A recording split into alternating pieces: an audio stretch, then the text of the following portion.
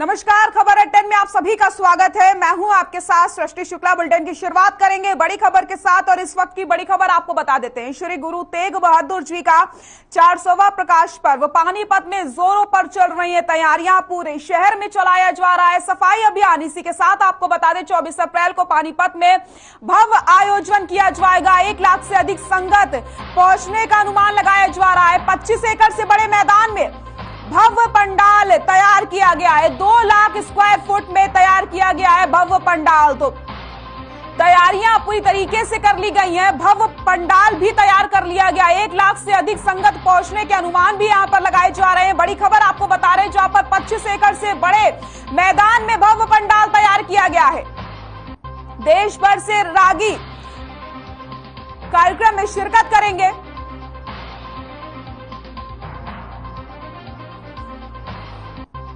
नेता प्रतिपक्ष भूपेंद्र हुड्डा भी कार्यक्रम में शिरकत करेंगे। सभी राजनीतिक दलों के नेता और संत समाज भी शिरकत करेंगे। देश भर से रागी और दाढ़ी भी इस कार्यक्रम में शिरकत करेंगे। स्वर्ण मंदिर से पवित्र पानी भी लाया गया है। तो आपको बताते चले, नेता प्रतिपक्ष भूपेंद्र हुड्डा भी कार्यक्रम में करेंगे शिरकत। ये तस्वीरें आपकी टीवी स्क्रीन पर, पंडाल की तस्वीरें आपको हम दिखा रहे हैं। किस तरीके से ये पंडाल बनाया गया है, किस तरीके की तैयारियां, और यहाँ पर अधिकारी लगातार हर एक चीज का जायजा भी लेते नजर आ रहे हैं। तो भव्य पंडाल तैयार हो चुका है और इंतजार है तो बस अब 24 तारीख का। सभी राजनीतिक दलों के नेता और संत समाज भी शिरकत करने वाले हैं। देश भर से रागी भी इस कार्यक्रम में मौजूद रहेंगे। स्वर्ण मंदिर सरोवर से लाया गया है कार्यक्रम के लिए पवित्र जल। तो आपको बताते चले, भव्य आयोजन की तैयारियां पूरी हो चुकी हैं और ये तस्वीरें जो आपको हम दिखा रहे हैं वो पंडाल की तस्वीरें हैं। देश भर से रागी इस कार्यक्रम में शिरकत करने वाले हैं। स्वर्ण मंदिर सरोवर से कार्यक्रम के लिए पवित्र जल भी लाया गया है। सीएम मनोहर लाल भी इस कार्यक्रम में मौजूद रहेंगे। गुरु तेग बहादुर जी का 400वां प्रकाश पर्व, नेता प्रतिपक्ष भूपेंद्र हुड्डा भी इस कार्यक्रम में शिरकत करेंगे। स्वर्ण मंदिर सरोवर से लाया गया है कार्यक्रम के लिए पवित्र जल। सीएम मनोहर लाल भी इस कार्यक्रम में करेंगे शिरकत। तो तैयारियां पूरी हो चुकी हैं और ये तस्वीरें आपके साथ। बहादुर सिमरिए, तेग बहादुर सिमरिए, तेग बहादुर सिमरिए। करनौन दयावे ताए, सब थाई होए सहाय, सब थाई होए सहाय। तेग बहादुर सिमरिए, तेग बहादुर सिमरिए, तेग बहादुर सिमरिए, तेग बहादुर सिमरिए।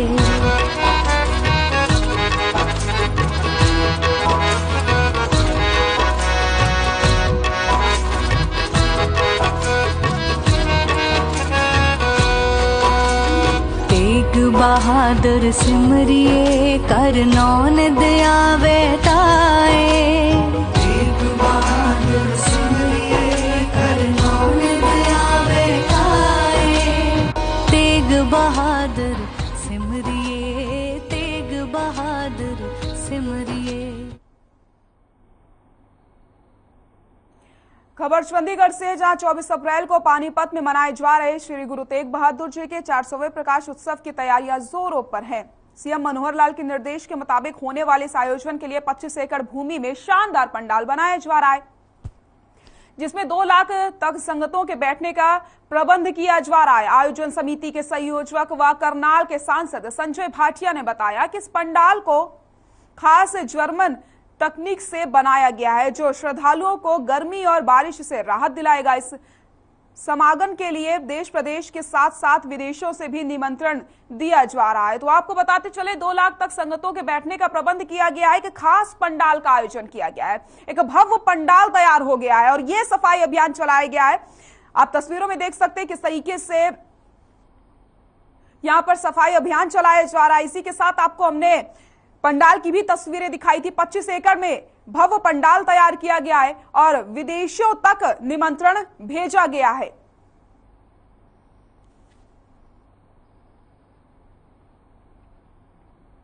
सिखों के 9वें गुरु तेग बहादुर के 400वें प्रकाश पर्व पर दिल्ली में पीएम मोदी ने लाल किले से लोगों को संबोधित किया और गुरु तेग बहादुर के किए गए कार्यों और बलिदान को याद किया। पीएम मोदी ने आजाद भारत के इकलौते ऐसे प्रधानमंत्री होने वाले हैं जिन्होंने सूर्य अस्त के बाद लाल किले से राष्ट्र को संबोधित किया है और इस दौरान उन्होंने क्या कुछ कहा है वो भी आपको सुनाते हैं।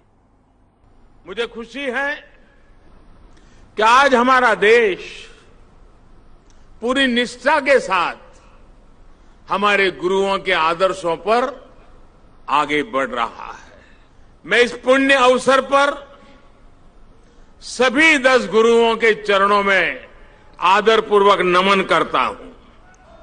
आप सभी को, सभी देशवासियों को और पूरी दुनिया में गुरुवाणी में आस्था रखने वाले सभी लोगों को मैं प्रकाश पर्व की हार्दिक बधाई देता हूं। भारत भूमि सिर्फ एक देश ही नहीं है, बल्कि हमारी महान विरासत है, महान परंपरा है। इसे हमारे ऋषियों, मुनियों, गुरुओं ने सैकड़ों हजारों सालों की तपस्या से सींचा है, उसके विचारों से समृद्ध किया है। इसी परंपरा के सम्मान के लिए,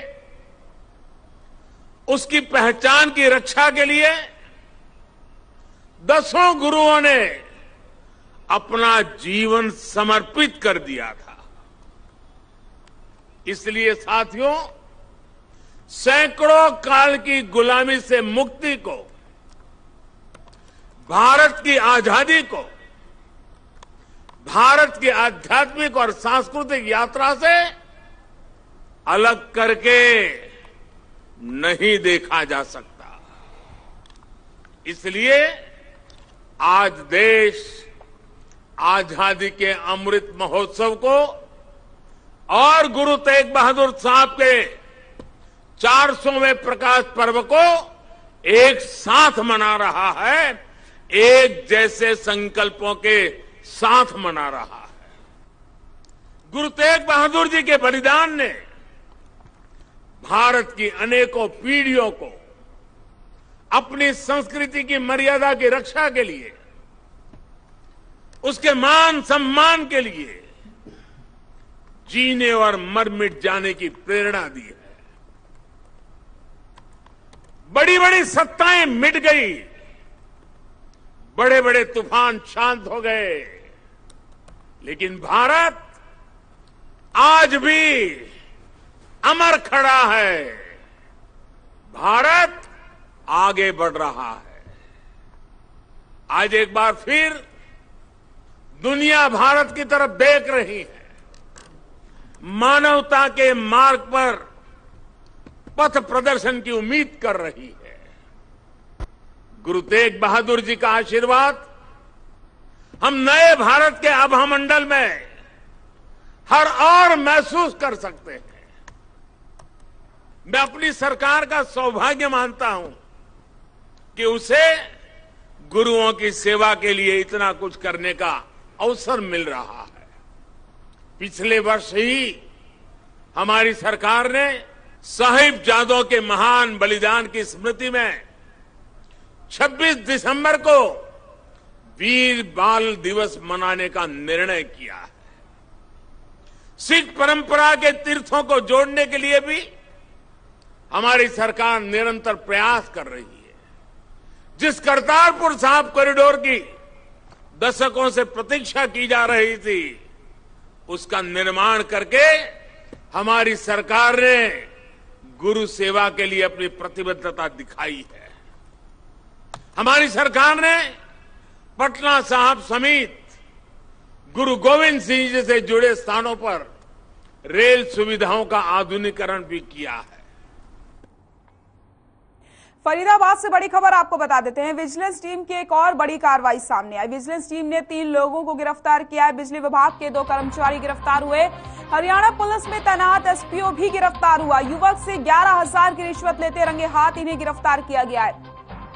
फरीदाबाद से आपको हम बड़ी खबर बता रहे हैं, जहां पर विजिलेंस टीम की एक और बड़ी कार्रवाई अमल में लाई गई है। इसी के साथ आपको बताते चलें, विजिलेंस टीम ने 3 लोगों को गिरफ्तार किया है। बिजली विभाग के 2 कर्मचारी भी गिरफ्तार हुए हैं। हरियाणा पुलिस में तैनात एसपीओ भी गिरफ्तार। युवक से 11,000 की रिश्वत लेते हुए रंगे हाथ इन्हें गिरफ्तार किया गया है। विजिलेंस टीम लगातार कार्रवाई करती चली जा रही है। इसी के मद्देनजर एक और बड़ी कार्रवाई अमल में लाई गई है, जो आपको बताते चले 3 लोगों की गिरफ्तारी की गई। हरियाणा पुलिस में तैनात एसपीओ भी गिरफ्तार। युवक से 11,000 रुपए की रिश्वत लेते हुए रंगे हाथ इन्हें गिरफ्तार किया गया है।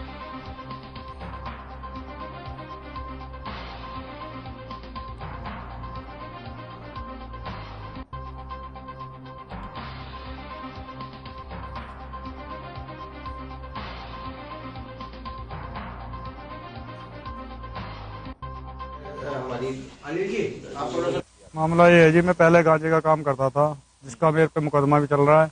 अब मैंने गाड़ी ले ली अपनी बिलेरो मैंने नगर निगम में लगा रहा हूँ। तो मैंने इनसे मना करी, अब मैं 2 नंबर काम नहीं करता, अब मैं पैसे नहीं दूंगा।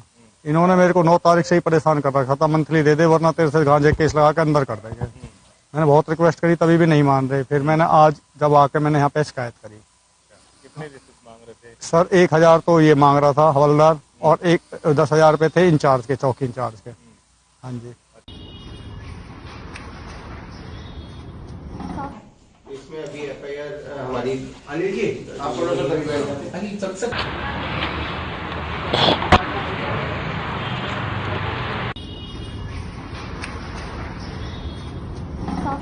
इसमें अभी एफआईआर। भिवानी से बड़ी खबर आपको बता देते हैं, आज होगी 10वीं की रद्द की गई कई विषयों की परीक्षा। भिवानी जिला मुख्यालय पर होगी परीक्षा। 8,834 परीक्षार्थी देंगे 34 परीक्षा केंद्रों पर परीक्षा। सोनीपत में 5, रोहतक में 4 परीक्षा केंद्र बनाए गए। इसी के साथ भिवानी की अगर बात की जाए तो 5 परीक्षा केंद्र बने। फरीदाबाद में 1 परीक्षा केंद्र बनाया गया है। तो इसी के साथ आपको बताते चले, भिवानी से ये बड़ी खबर, आज होगी 10वीं की रद्द हुई कई विषयों की परीक्षा।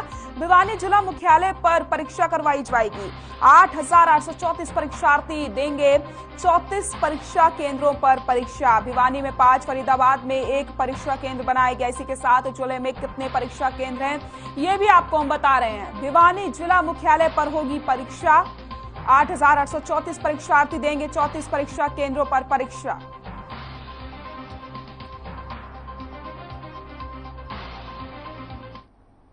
गुरुग्राम में अपराधों के सिलसिले लगातार बढ़ते चले जा रहे हैं। मामला जिले के मोहम्मदपुर गांव का है, जहां हुस्दिल नाम के एक युवक ने मोहम्मद जावेद नाम के शख्स पर तलवार से जानलेवा हमला कर दिया। सूचना पर पहुंची पुलिस ने घायल को अस्पताल में भर्ती करवाया। साथ ही साथ पुलिस ने तलवार बरामद की है।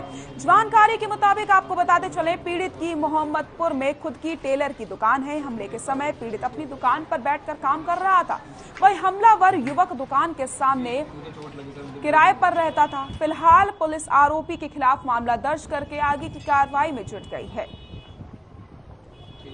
तलवार से वार करके घायल कर दिया गया है कि युवक को।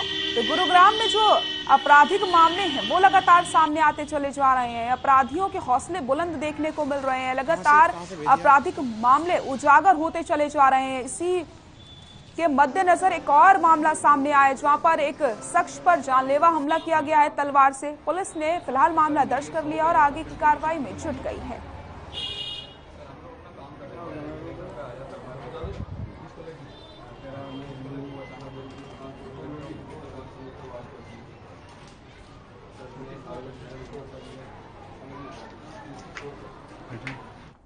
चरखी दादरी से बड़ी खबर आपको बता देते हैं, जिला कष्ट निवारण समिति की होगी बैठक। कृषि मंत्री जेपी दलाल करेंगे बैठक की अध्यक्षता।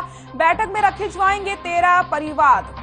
आम जन की शिकायतें भी सुनेंगे जेपी दलाल। मौके पर सुनवाई करके परिवादों का निपटारा किया जाएगा। उपायुक्त प्रदीप गोदारा ने इसकी जानकारी दी है। तो दादरी अनाज मंडी में फसल खरीद का निरीक्षण करेंगे कृषि मंत्री। उपायुक्त प्रदीप गोदारा ने दी जानकारी। दादरी अनाज मंडी में फसल खरीद का निरीक्षण करेंगे कृषि मंत्री। बड़ी खबर आपको बता रहे हैं, जहां पर आम जन की शिकायतें भी सुनी जाएंगी। तो आपको बताते चले, जिला कष्ट निवारण समिति की बैठक होगी, जिसकी अध्यक्षता कृषि मंत्री जेपी दलाल करने वाले हैं। इसी के साथ दादरी अनाज मंडी में फसल खरीद को लेकर क्या कुछ अपडेट्स हैं, इसका भी निरीक्षण किया जाएगा। तो मौके पर सुनवाई करके परिवादों का जो निपटारा है वो भी किया जाएगा। तो आपको बताते चले, चरखी दादरी में जिला कष्ट निवारण समिति की एक बैठक होने वाली है और इस बैठक की अध्यक्षता कृषि मंत्री जेपी दलाल करने वाले हैं। इसी के साथ आपको बताते चले, इस बैठक में कई सारे परिवादों को रखा जाएगा जिनका निपटारा भी किया जाएगा। वहीं आपको ये भी बता दें कि जो अनाज मंडियां हैं, क्या कुछ खरीद के अपडेट्स हैं, किसानों को कोई परेशानी तो नहीं हो रही है और किस तरीके से यहाँ पर किसानों की फसलों को खरीदा जा रहा है, इसके अपडेट्स लेने के लिए कृषि मंत्री अनाज मंडी का भी निरीक्षण करने वाले हैं।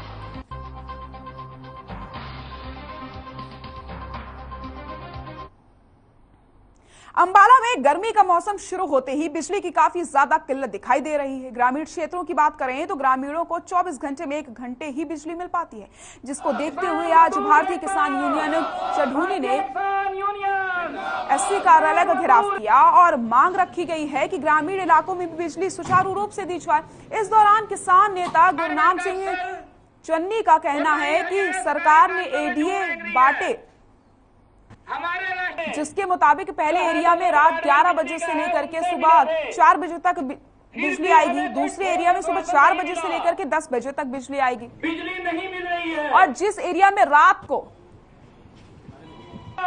बिजली आएगी उस एरिया में सुबह 10 बजे। हम बिजली की मांग को लेकर, जो हमारी किसान की 8 घंटे की बिजली थी उसको घटाते ने पहले 5 घंटे करी, 4 करी, अब 2-3 दिन से तो बिल्कुल ही नहीं। कहीं घंटा आ गई, कहीं आधा घंटा आ गई, वो भी ट्रिप, आधा घंटा आ गई, ट्रिप मार दिया, फिर आधा घंटा आएगी, कहीं 10 मिनट आ जाती है। कभी तो ऐसा होता है 1 मिनट आई, मोटर चली और जल्दी भाग। ये हमारे साथ खेल हो रहा। हमारे प्रधान जी और कई साथी जाके एमडी पंचकुला से भी मिल के आए, उन्होंने भी आश्वासन दिया था ये आपके 2-4 दिन में ठीक हो जाएगी, पर नहीं। तो इसलिए आज हमें यहाँ ये घेराव करना पड़ा। 11 से सुबह 4 बजे तक बिजली आएगी, दूसरे एरिया में सुबह 4 बजे से 10 बजे तक बिजली आएगी और जिसमें रात को बिजली आई है उसमें 10 से 12 दिन में फिर बिजली छोड़ी जाएगी। तो अगर ऐसा नहीं होता है तो हमने साथ के साथ हम चेतावनी दे रहे हैं। मैं पूरे हरियाणा के भाइयों से कहना चाहता हूं कि अगर तुरंत बिजली में सुधार नहीं होता है तो सोमवार को पूरे सारे हरियाणा के पावर हाउस घेरने का प्लान बना लिया है।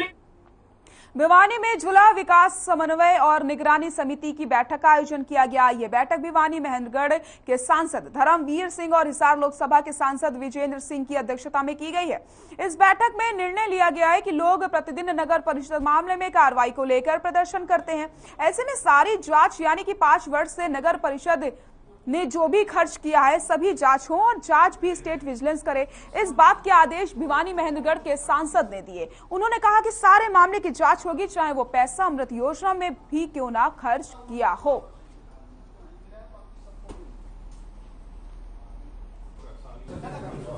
और 7 महीने के बाद हम पिछले कामों का भी रिव्यू करते हैं और भविष्य में भी क्या रूपरेखा तैयार होगी किस विभाग को, क्योंकि भारत सरकार प्रदेश की सरकार को तकरीबन कुछ एक विभागों में तो 40% से भी ज़्यादा पैसा देता है, कुछ एक में ज़्यादा पैसा देता है।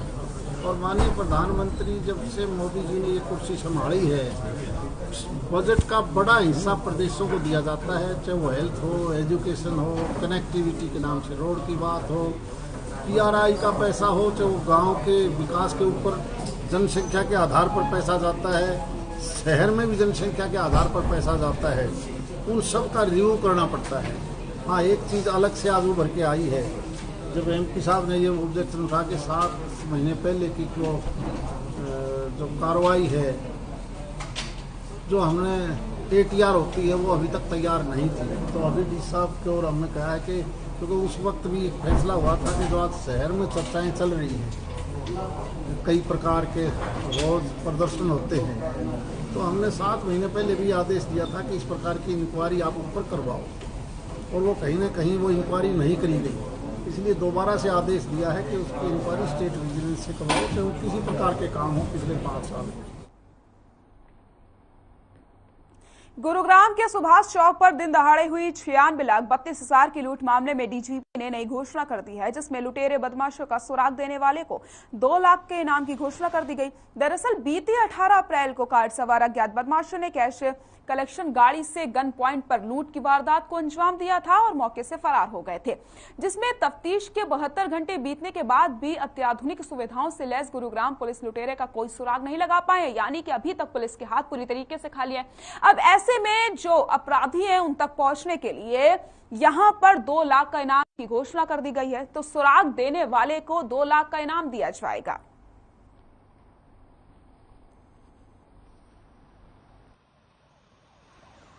देखिए, ये जब वारदात हुई है, इस कैश कलेक्शन कंपनी के जो एम्प्लॉय कैश को लेके जा रहे थे और उस टाइम पे इन्होंने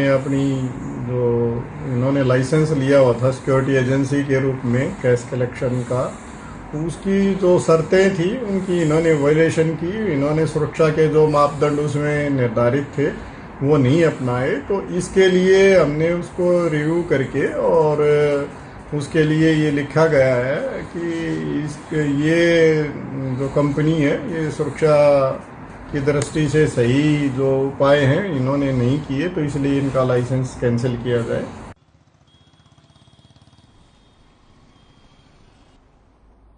सिरसा में ब्राह्मण समाज के एक 10वीं कक्षा के विद्यार्थी को माथे पर तिलक लगाने के चलते उसे प्रताड़ित किया जा रहा है। आपको बताते चले, मामले के अनुसार सिरसा में एक स्कूल में विद्यार्थी पिछले 12 सालों से पढ़ रहा है।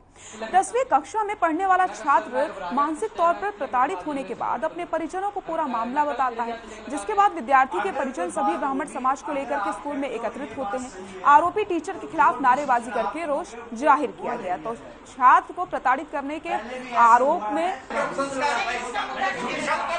सारा ब्राह्मण समाज स्कूल में इकट्ठा हुआ। तिलक लगाने पर बवाल मच गया। तो एक विद्यार्थी तिलक लगाकर आता था, जिसके बाद स्कूल में उसे प्रताड़ित किया जाता था। एक ऐसा ही मामला सिरसा से सामने आया है। तिलक लगाने के चक्कर पर बवाल मच गया।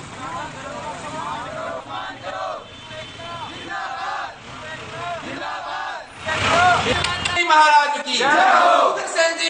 इसमें ऐसा हुआ जी, मैंने अपनी तरफ से मेरा कोई किसी को नुकसान पहुंचाने का, किसी की फीलिंग को हर्ट करने का ऐसा कोई इश्यू नहीं था। फिर भी अगर इस बात से किसी को बुरा लगा है तो मैं इसके लिए सॉरी फील करता हूँ। मेरा बेटा अंतरिक्ष पिछले 12 साल से महाराजा अग्रसेन स्कूल में पढ़ता है जी। मैं महाराजा अग्रसेन स्कूल की बहुत रिस्पेक्ट करता हूँ। मैं भी इसका विद्यार्थी रहा हूँ सर। और पिछले 2 दिनों से मेरे बेटे के साथ यहाँ के कृष्ण बेनीवाल इंग्लिश के जो टीचर हैं वो मिसबिहेव करते हैं। मेरे बेटे को बोला गया कि आप तिलक लगा कर क्यों आते हो, आप ये फंड क्यों करते हो, आप लोगों ने आडंबर फैलाया हुआ है। मेरे बेटे ने कहा सर ये तो हमारा धर्म है। उन्होंने कहा कि ये कौन सा धर्म है। फिर मेरे बेटे ने कहा अगर सर कोई सिख पगड़ी पहन कर आएगा तो क्या आप उसका अपमान करोगे। उस अध्यापक ने कहा कि उनका जो धर्म है तुम्हारा क्या धर्म है। कल फिर मेरा बेटा तिलक लगा कर गया, फिर उसको इंसल्ट किया गया। सर मैं ये पूछना चाहता हूँ, आज से 4 दिन पहले मैं पूरी फीस के साथ मेरे बेटे का एडमिशन करवा कर गया। 28,500 रुपए मेरे से लिए गए। क्या उन्होंने उस समय मेरे को बताया कि आज के बाद आपके बेटा तिलक लगा के नहीं आएगा, आप सनातन धर्म को छोड़ दो। इस तरह की बातें हमें क्यों नहीं बताई गई ताकि हम हमारे बेटे की टीसी कटवा कर किसी और स्कूल में ले जाते। ये मेरे बेटे का सवाल नहीं है सर, ये समस्त सनातन धर्मियों का सवाल है। मैं परसों स्कूल गया तिलक लगा के, 10 साल से जा रहा हूँ। परसों सर ने मुझे खड़ा करके कहा कि तिलक मिटा के आओ। पहले दिन मैं घबरा गया, मेरा तिलक मिटवा दिया गया वाटर कूलर पर। मैं फिर कल गया तिलक लगाकर, मास्टर ने कहा कि मिटा के आओ। मैंने कहा सर मैं नहीं मिटा सकता, तिलक धर्म है हमारा। सर ने कहा पंडित हो। मैं कहा जी पंडित है बिल्कुल, तो ये आप नहीं लगा सकते तिलक, मेरी क्लास में बिल्कुल भी नहीं लगा सकते। पंडित मैं भी हूँ, खुद बेनीवाल और कह रहा मैं भी पंडित हूँ, ये सभी पंडित हैं। क्लास में हंसी कर दी पंडितों के बारे में और कहा कि तिलक मिटा के आओ। मुझे क्लास से बाहर कर दिया, कहा कि अगर कल लगा के आए ये तिलक तो मैं क्लास में नहीं पढ़ने दूँ। नहीं है सर, लेकिन ये सभी धर्म के बच्चे पढ़ रहे हैं, बता दो कि खबर है 10 में फिलहाल के लिए इतना ही। नमस्कार।